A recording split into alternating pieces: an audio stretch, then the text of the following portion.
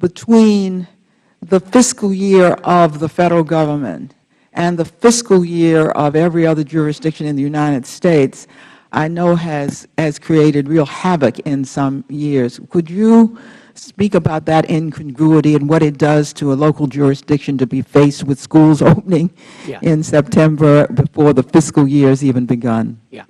Let me first comment on your suggestion on the federal government, closing itself and impact it has on the district government. My expectation is that we would lose anywhere between $1 to $5 million a week, and that is just the tax impact. In economic, if you had closed down. Yes, ma'am. And if we talk about the economic impact, you talk about $15 million a week.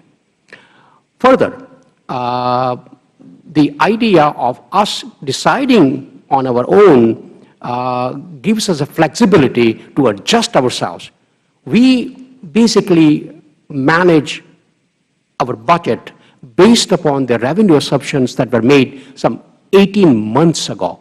So there is no flexibility when circumstances change, revenues decline, expenditure go up. We don't have a way to adjust ourselves. Next is that in emergency arises, as in case of hospital, when we had to take over the hospital, we had no authority to spend money there. So what we had to do is to borrow money from our contingency funds just to make sure that the hospital remains operational, that the emergency care is provided, that doctors are paid, the services are paid. And lastly, on the school issues, because the school year doesn't correspond with the fiscal year, what we have to do every year, we have to give advance money so the school can start planning ahead of time for their academic year, which doesn't coincide with the fiscal year. So I think it will be a major improvement of our ability to manage budget if we have the budget autonomy. To repeat myself, we are talking about only the local dollars. We're not talking about federal dollars. Mr. Fabian?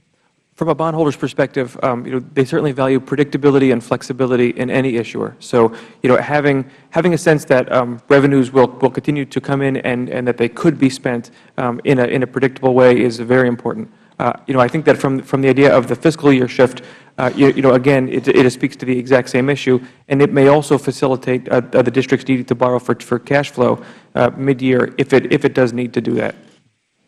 Dr. Rivlin? I agree with all of that. Back on the school issue, I believe every state has a June-July fiscal year, and the reason they've chosen that is for this reason, that schools are majorly inconvenienced by starting in August or September and not getting their budgets until the end of September. Can I ask one more question? I was very concerned during the shutdown period about possible default or having to somehow redo contracts if some of them came due during the time or in between the time, and what those who held these notes would think and whether it would have consequences the next year when you went to get contracts or notes. And I wish you'd comment on the effects on possible default or on other contracts and on contracts in the future, given the fact that you were close to default this time. Yeah, I think that is a major concern for us. Obviously, our debt service on general obligation bonds, income tax bonds is assured because we put that money in escrow. However, we do borrowing on what is known as certificate of participation, $240+ million out there, which we use to buy police cars, safety equipment, hospitals stuff. On that, we will not be able to pay our debt service because there will be no appropriation for us to be able to pay because Congress was shut down. And that would cause a major havoc in those areas, in public safety, in public health. And as Mr. Fabian pointed out, the bond agencies and financial market want certainty. And what now appears to be a likelihood that government may shut down because of the debt limit controversy at the federal level, then, that causes problem for us. Mr. Fabian. Mr. Fabian, I hate to cut you off. We ran through the red light by about a minute, so we may have time to come back to Ms. Holmes Norton, but at this point I'd like to recognize the gentleman from North Carolina, Mr. McHenry. I thank the Chairman, and thank you for your testimony, and read your taking a look at your testimony, and obviously interested in this issue. I have a subcommittee. I chair a subcommittee which Chairman Gowdy is also on, and we've been looking at state and municipal credit worthiness. It's a very interesting issue in light of unfunded pension liabilities. Now, Dr. Rivlin, I know you have a unique experience here, but in the 90s, there was basically the Federal Government did bail out D.C.'s pension liabilities. And then D.C. has since switched to a defined contribution pension plan. Has that been successful? Has it provided stability financially for the district and its taxpayers? Yes, it has. The district pension liability was very large. I've forgotten the numbers now, but it had been accumulated while the Congress ran the district. It was pre-Home Rule liability. So those of us in the district didn't think of it as a bailout. We thought of it as the Federal Government facing up to the liabilities that it had created. Fortunately, it did. And the district was able to essentially go forward with a better constructed pension plan. Yes.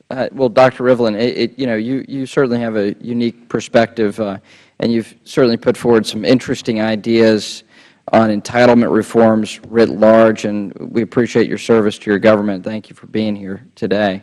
Thank you. Mr. Fabian, in terms of a municipality, a state, or the district's credit profile, does that defined contribution versus defined benefit pension liability or pension fund, does that have a bearing on their credit profile? The existence of one versus the other really is inconsequential. It's just about the annual burden, how they fund up their, the employer contribution, and how they manage the long-term liabilities. So the fact that it has switched to defined contribution, it doesn't really impact the credit quality. But just let me say that going forward over the next, in the last year and over the next few years, pension liabilities will become a larger factor for the rating agencies, so they will tend to bring ratings down. The fact that the district doesn't have that means that the district's rating will not be subject to those same pressures. Okay. So net positive going forward that they have a defined contribution rather than defined benefit plan.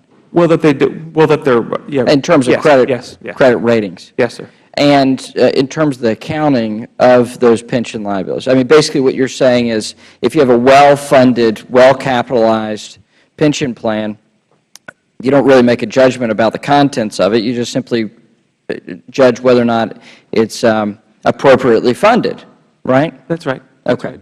So, but the counting of these pension funds, do you have some concerns about how states, municipalities, and the district account for, I'm sorry, not the district, but larger than this, but the accounting of these defined benefit pension plans?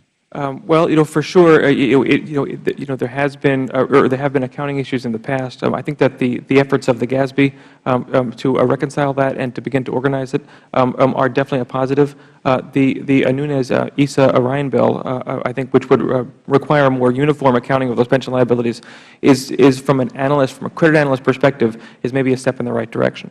Very good. Although there are, limits on, looking at limiting the state's access to the tax-exempt markets, is also very difficult to say. I think that, it needs to be carefully drawn, encouraging those or requiring those conditions, but at the same time not necessarily limiting access to the capital markets. All right. Dr. Gandhi, can you comment on your view in terms of your role on whether or not this defined contribution pension plan has been helpful in terms of your role in making sure that the district's fiscally solvent? Well, the district is fiscally solvent. Whether we want to have a defined benefit or defined contribution plan, it is a policy decision of the mayor and the council. My obligation here is to make sure that whichever plan they suggest and determine to be appropriate for district, that plan must be properly actuarially funded. And as I pointed out earlier, our plan is actuarially fully funded.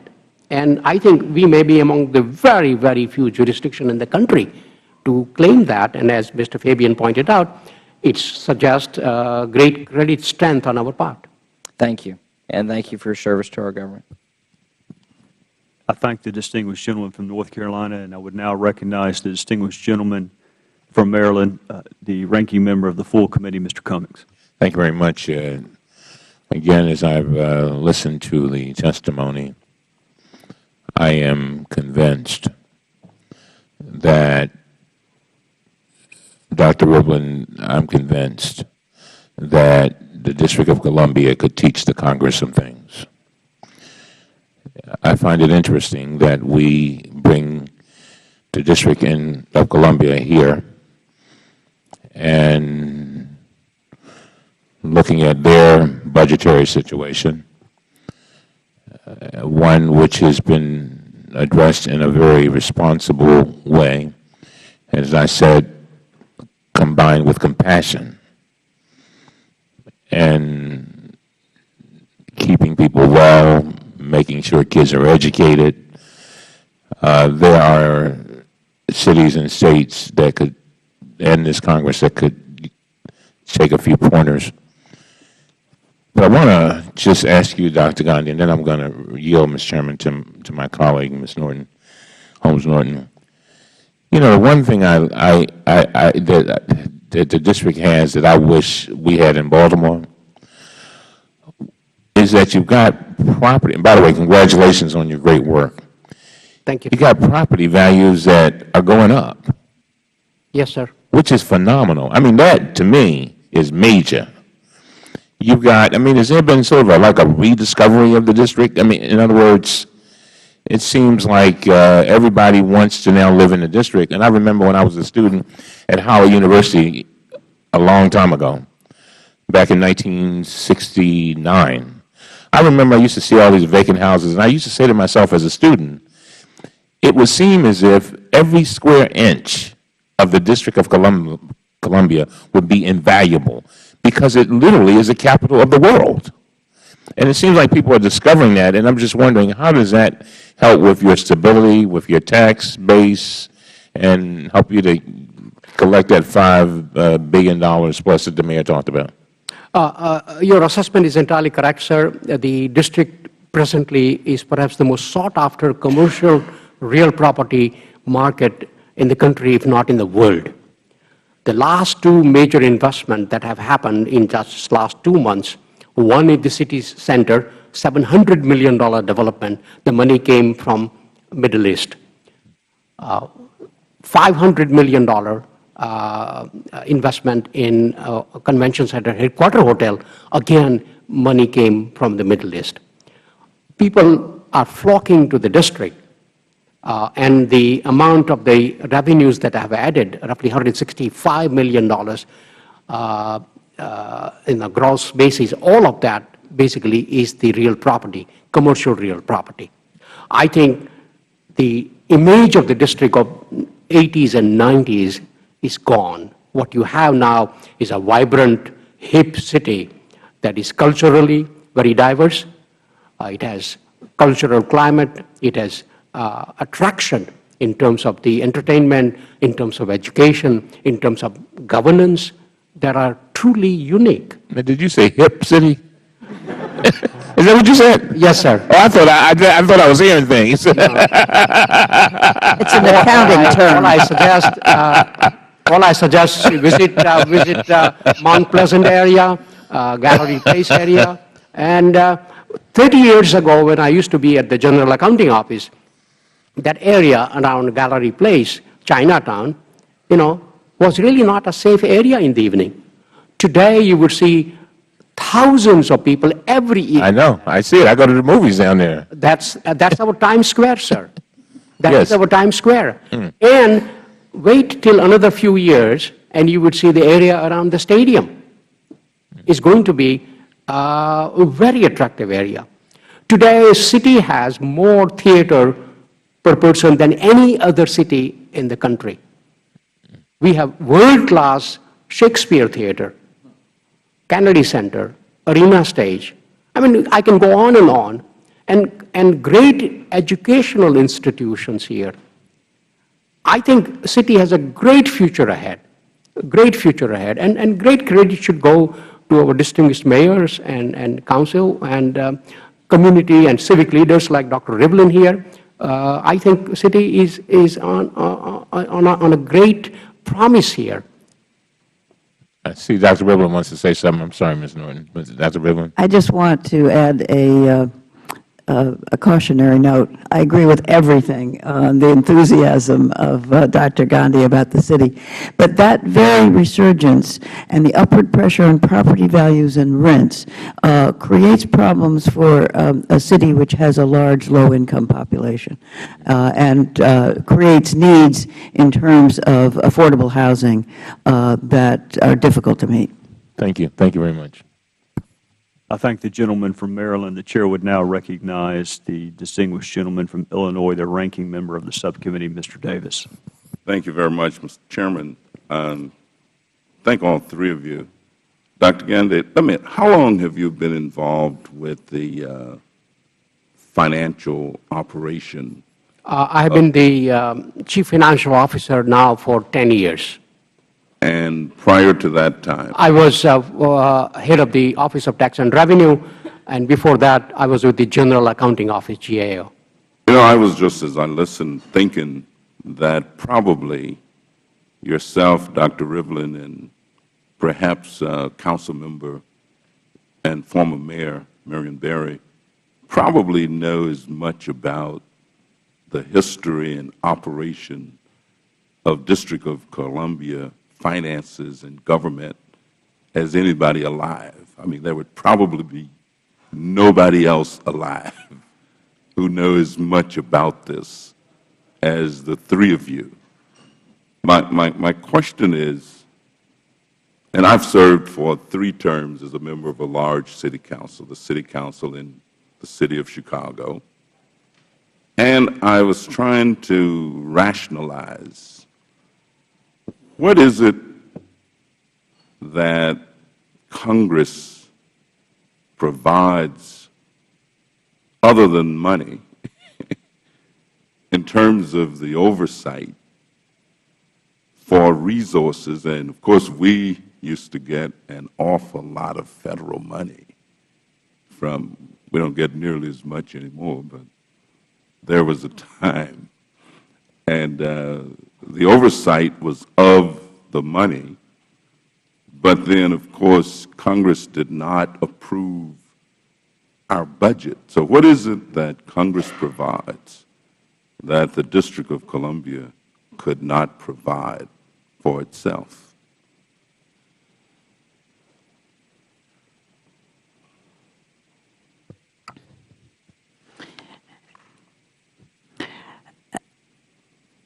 Other than the money, which is the direct money is very, very small, as Mr. Gandhi has pointed out, it's hard to think of much of anything. I would like to commend the Congress, actually, for having moved over the last few years away from micromanaging the district and trying to play city council.